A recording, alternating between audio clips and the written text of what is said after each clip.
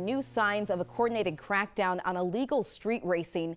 A post from Governor Kemp credited several agencies for their hard work last night. So what happened over the weekend? 11 Alive's Chanu Her went straight to Atlanta police to get answers. Governor Kemp thanked a number of law enforcement agencies for their work this weekend as they continue to crack down on illegal street racing in Atlanta. In a tweet, the governor put out numbers from last night. Among the stats, it shows 175 traffic stops, 166 citations, 15 vehicles impounded, and 12 reckless driving charges.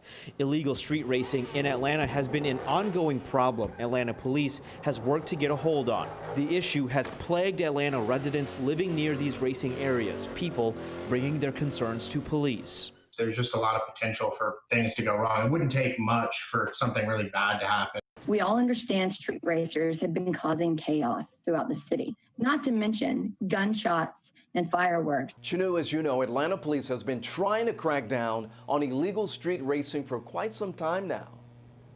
Yeah, Ron, APD says over the last several months, they've made hundreds of arrests related to illegal street racing.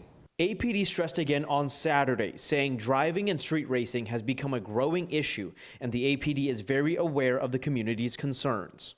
APD says their work this weekend wasn't part of any specific operations, just their ongoing efforts to combat illegal street racing.